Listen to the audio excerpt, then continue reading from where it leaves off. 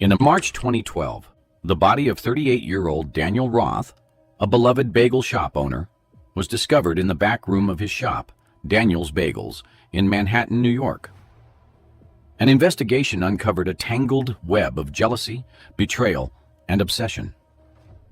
In late 2011, Daniel began a relationship with Sophie LeBlanc, a 26-year-old fashion student, while his ex-wife, Miriam Roth, still harbored bitterness from their tumultuous divorce years earlier.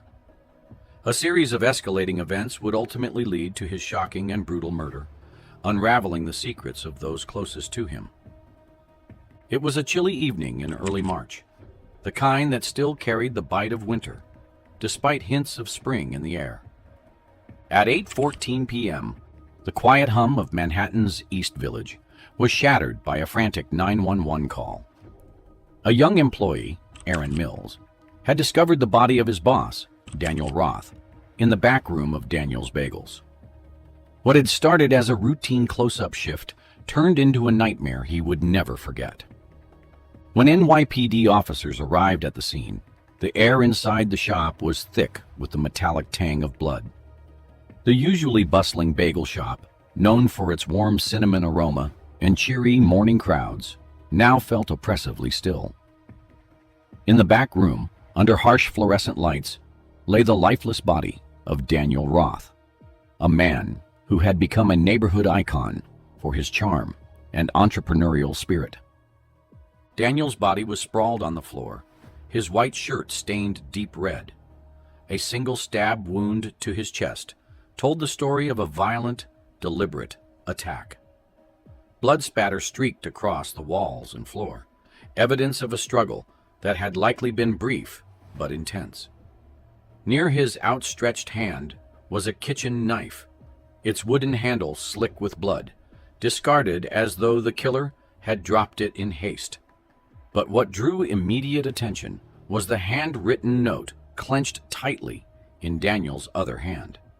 The jagged edges of the torn paper and the hurried scrawl of the message, "You took everything from me," suggested raw emotion, a motive steeped in rage or despair. Detective Rebecca Price was the first investigator to enter the scene. Known for her keen eye and unwavering focus, Rebecca quickly began surveying the room, taking in every detail. The positioning of the body, the proximity of the weapon, the crumpled paper, all of it painted a picture of a deeply personal crime. Her partner, Detective Alan Monroe, followed closely behind, his demeanor more cautious but equally sharp. Together, they began their work, speaking to the officers on site and ensuring the area was sealed off from the growing crowd outside. By 10 p.m., Rebecca and Alan had pieced together the immediate timeline of events. Aaron Mills had been cleaning the front of the shop when he realized Daniel had been gone for over an hour.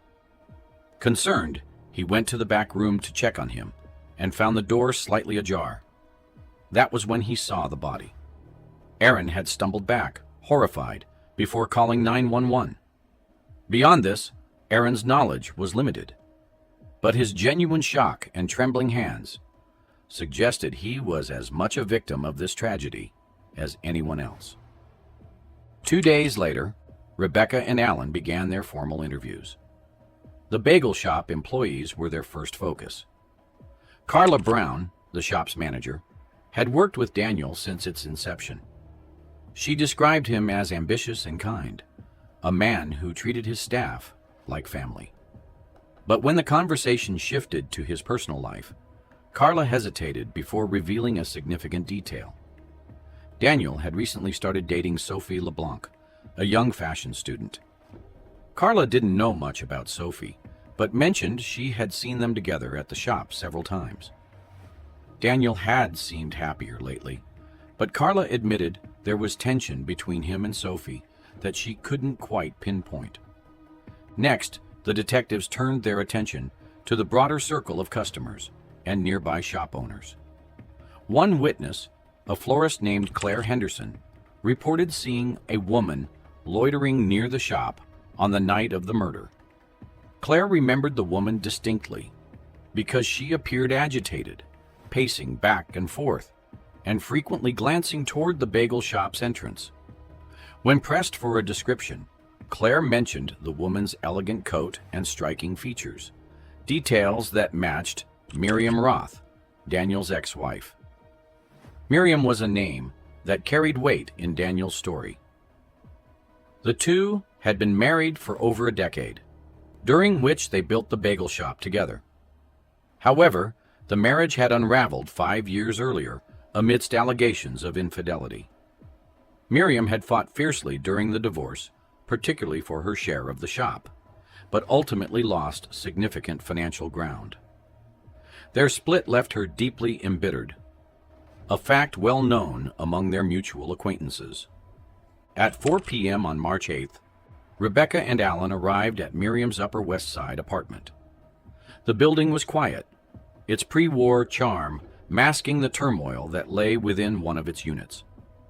Miriam greeted them at the door, her expression calm, but her body language tense. She invited them into her tastefully decorated living room, where every object seemed carefully curated. The setting was serene, but the undercurrent of tension was palpable. When questioned about her whereabouts on the night of the murder, Miriam claimed she had been home alone, reading and going to bed early. Her voice was steady, almost rehearsed, but Rebecca noticed subtle cracks in her demeanor. Miriam's hand rested on the armrest of her chair, her fingers drumming lightly, a sign of agitation she seemed unaware of. She admitted to having no recent contact with Daniel, dismissing any suggestion that she might harbor ill will toward him. Yet, the detectives could sense that the mention of Sophie unsettled her. Miriam's expression tightened when Alan casually referred to Sophie as Daniel's girlfriend, as if the title carried a weight she wasn't prepared to confront.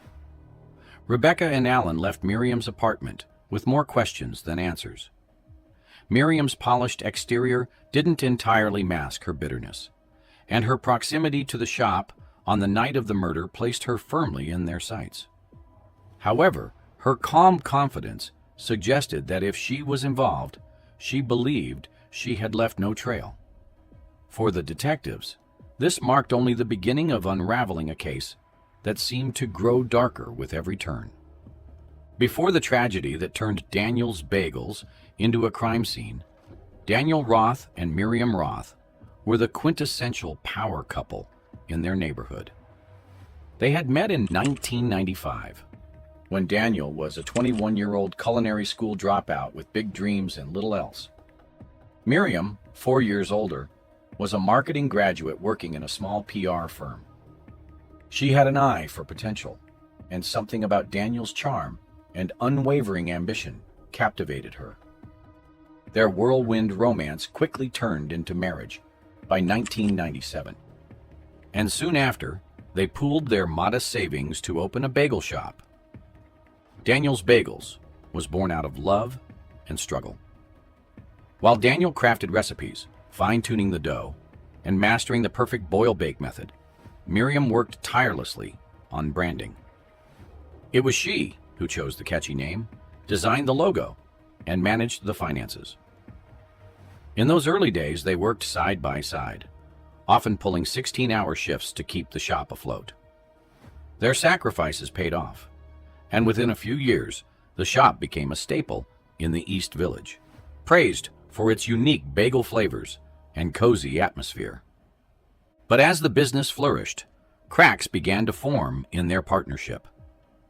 By the 2005, Daniel had become the face of the brand, basking in the community's admiration, while Miriam toiled behind the scenes. She didn't mind at first. She believed in their shared vision. But over time, Daniel's ego grew, and he began to dismiss her contributions. Locals saw only him, the charming baker, while Miriam faded into the background. Resentment crept into their marriage like a slow poison. The final blow came in 2007, when Miriam discovered that Daniel had been unfaithful. The betrayal shattered her. She had sacrificed so much: her career, her time, and her dreams for their shared success. To discover that Daniel had been seeking attention elsewhere felt like the ultimate betrayal. Miriam confronted him, but instead of salvaging their relationship, the fight spiraled into bitterness. Daniel refused to let her pain tarnish his public image. Within months, the divorce papers were filed. The divorce, finalized in 2008, was brutal.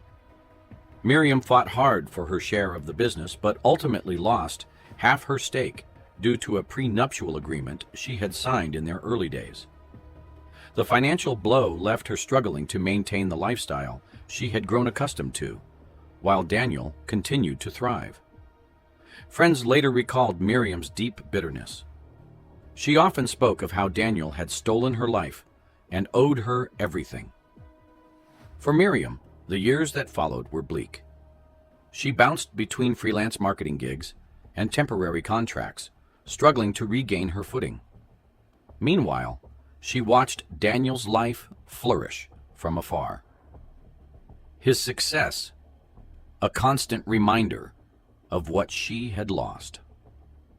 4 years after the divorce, Daniel Roth's life had taken yet another turn.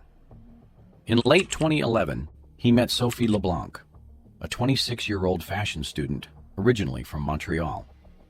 Sophie had moved to New York with dreams of breaking into the industry, balancing part-time jobs and night classes to make ends meet. She was drawn to Daniel's confidence and warmth, finding comfort in his mature demeanor and established life. To Daniel, Sophie was a breath of fresh air. Her youth and optimism were a stark contrast to the bitterness that had consumed his previous relationship. Their relationship quickly grew intense. By the January 2012, Sophie had become a fixture at the bagel shop, often seen sitting at a corner table with her sketchbook, waiting for Daniel to finish his shifts. Customers and employees noticed their connection, though some whispered about the significant age gap. For Sophie, Daniel represented stability and charm. For Daniel, Sophie offered him a chance to start anew. But behind their outward happiness, tensions simmered. Daniel confided in Sophie about his lingering fears regarding Miriam. He described her as a deeply wounded woman, recounting moments of anger and resentment during their marriage. Sophie listened, but Daniel's concerns about Miriam seemed distant and almost exaggerated, until they weren't. By the early February 2012, Daniel started receiving anonymous letters at the shop. The notes were vague but threatening, with phrases like, "You'll pay for what you did," scrawled in jagged handwriting. He dismissed them at first, brushing them off as harmless spite. But Sophie grew anxious. She urged him to take the threats seriously, especially after he spotted Miriam near his apartment building one evening. Sophie's worry began to seep into their relationship, creating an undercurrent of unease. On March 10th, 2012, Sophie was brought in for questioning by detectives Rebecca Price and Alan Monroe. Her usual composed demeanor had shattered. She was visibly distraught, her hands trembling as she spoke about Daniel.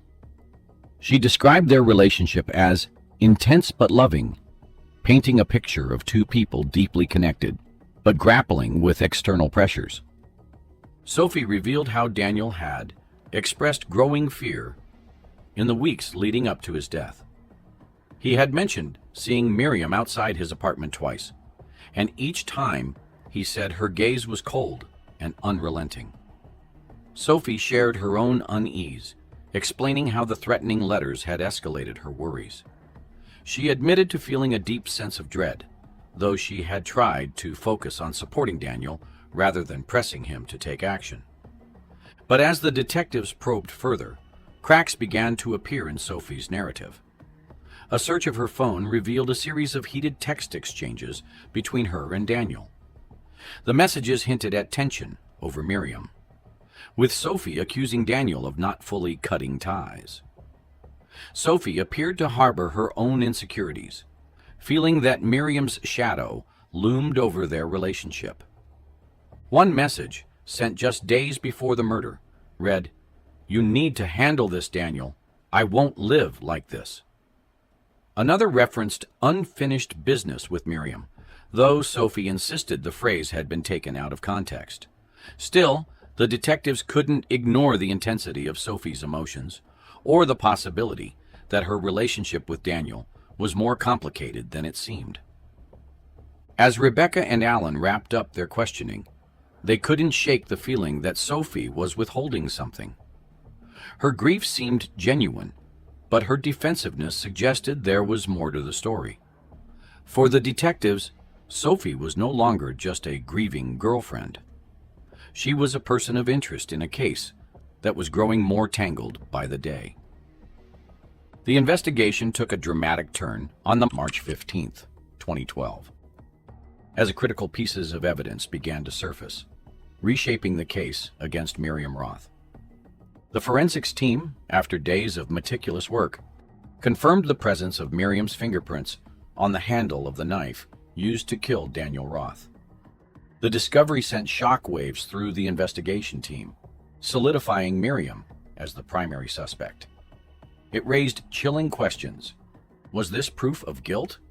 Or was there another layer to the crime that had yet to emerge? While processing this revelation, Detective Alan Monroe uncovered another troubling detail in Miriam's financial records. Just a week before the murder, on March 1st, 2012, Miriam had withdrawn a significant amount of cash, more than $20,000, from her savings. The purpose of this withdrawal remained unclear, but it painted a picture of someone who was possibly planning something drastic.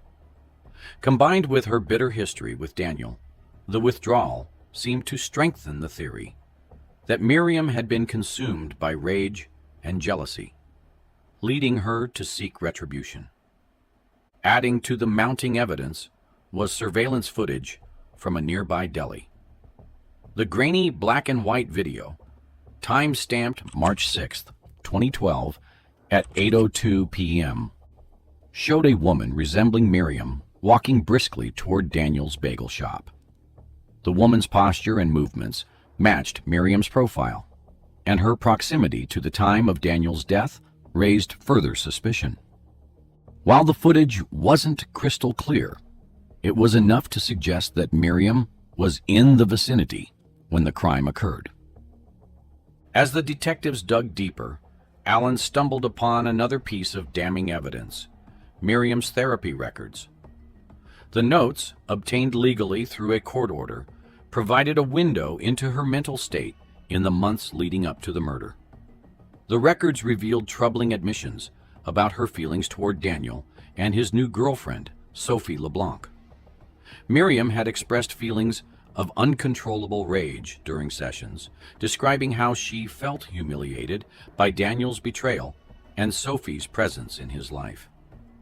These sessions, though confidential, painted Miriam as a deeply tormented woman who was struggling to control her emotions.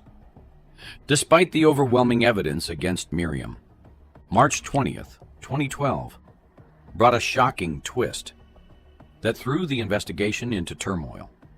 Detective Rebecca Price, while reviewing Daniel's personal belongings, made a startling discovery.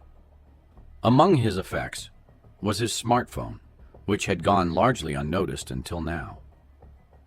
On the device, Rebecca found a series of unsent text drafts, likely written by Daniel in the days leading up to his death. The drafts revealed a side of Daniel that no one had suspected. In one text, he expressed plans to end his relationship with Sophie, describing her behavior as increasingly intense and possessive. He wrote about feeling suffocated and mentioned concerns about her erratic moods. The text hinted that Daniel had begun to fear Sophie, though he had stopped short of confronting her directly. These revelations painted Sophie in a new and unsettling light. As Rebecca and Alan pursued this lead, they interviewed Sophie's roommate, Emily Chambers, who had been reluctant to talk earlier in the investigation. Emily, now visibly shaken, shared disturbing stories about Sophie's behavior. She described Sophie as passionate but unpredictable, prone to outbursts of jealousy, especially when it came to Daniel. Emily recounted a particularly alarming incident just weeks before the murder. Sophie had confronted Miriam outside the bagel shop, screaming that Miriam would never have him back. The altercation had escalated until a passerby intervened. This revelation added complexity to the case, raising the possibility that Sophie's intense emotions could have driven her to act impulsively. But just as the pieces seemed to align against Sophie, Miriam's lawyer delivered a bombshell defense. Surveillance footage from her apartment building, time-stamped March 6, 2012 at 8:20 p.m., showed Miriam entering her lobby and heading to her unit. The timing directly contradicted the deli footage and the theory that she was near the bagel shop when Daniel was killed. Miriam's alibi, bolstered by this evidence, cast significant doubt on her involvement. This new development left the detectives reeling. The evidence against Miriam, the fingerprints, the therapy records, and the withdrawn money was compelling, but now conflicted with a solid alibi. Sophie's volatile behavior and Daniel's unsent texts added another layer of complexity, suggesting she might have had a motive and opportunity. The case, which had seemed straightforward, now spiraled into a tangled web of conflicting narratives and hidden truths.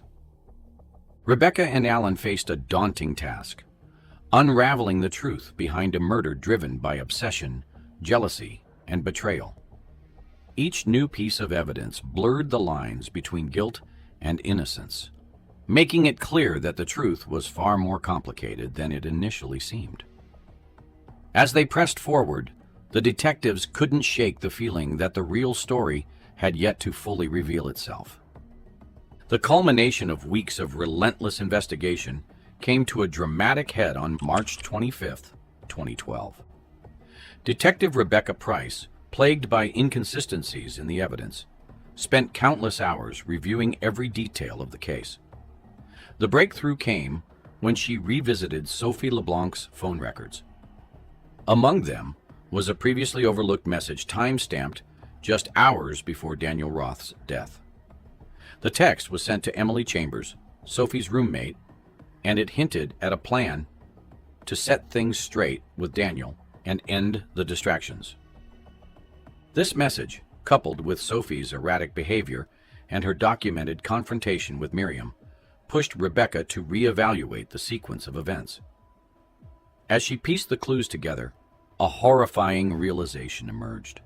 Sophie had not only killed Daniel in a fit of rage, but had meticulously orchestrated the crime to frame Miriam. The final piece of the puzzle came from forensic analysis. It revealed that the fingerprints on the murder weapon, previously thought to belong solely to Miriam, had trace smudges inconsistent with her grip. This suggested tampering, a deliberate effort to make it appear as though Miriam had wielded the knife. Rebecca recalled Miriam's account of her earlier argument with Sophie, where physical contact had occurred. This, she concluded, was when Sophie had secretly collected Miriam's prints, carefully plotting her plan well before the murder. With this new perspective, Rebecca reconstructed the events of the March 6, 2012. Sophie had lured Daniel to the back room of the shop under the guise of a romantic gesture. She had prepared the setting to appear intimate, lighting candles and setting up a small meal. But the mood quickly soured when Sophie confronted Daniel about his intentions to break up with her. The argument escalated, emotions running high.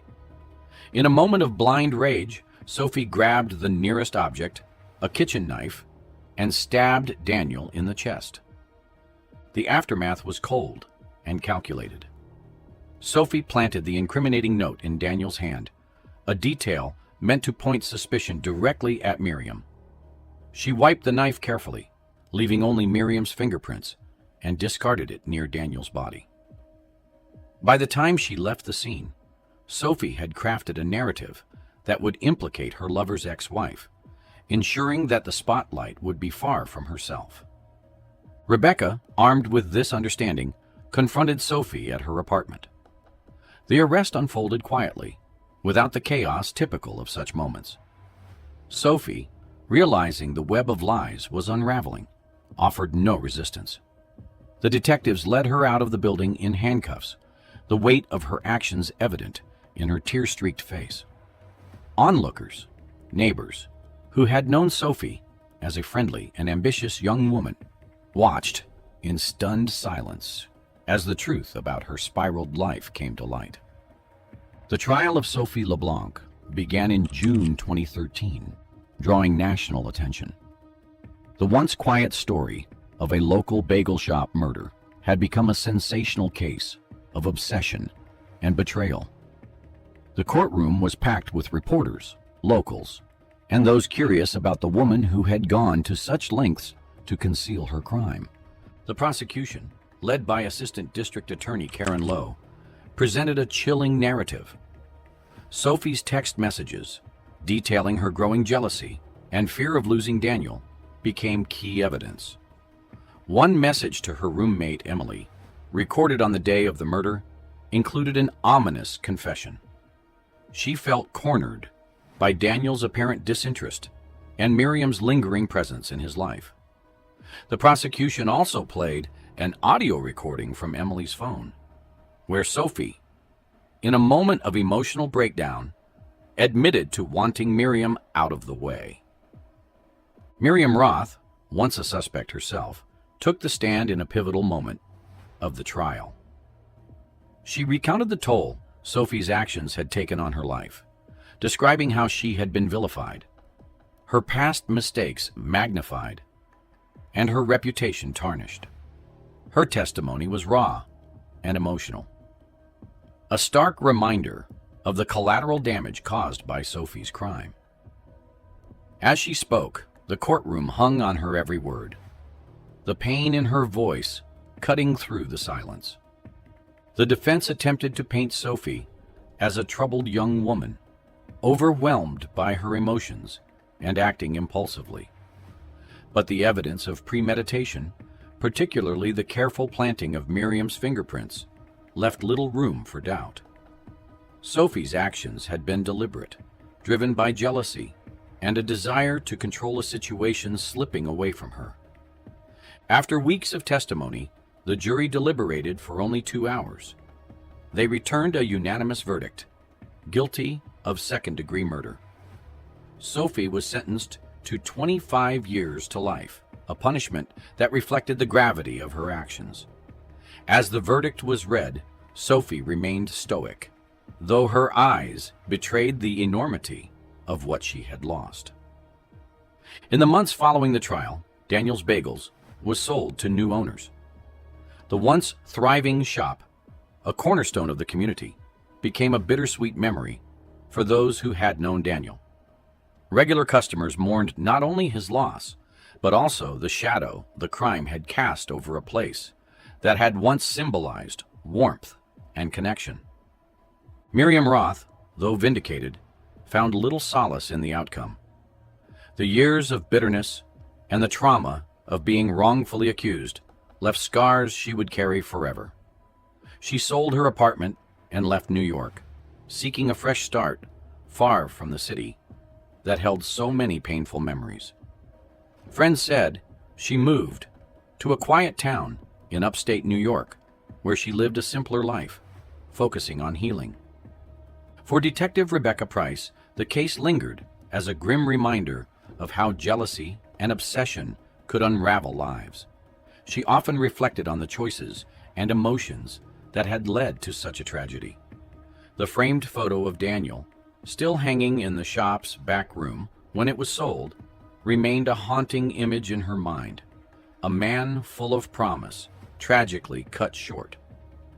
The final chapter of this story closed, but the echoes of Daniel's life and the chaos surrounding his death remained. A cautionary tale of how love, betrayal, and obsession can collide in the most unexpected and devastating ways. Make sure to like and subscribe so you don't miss out on our daily updates.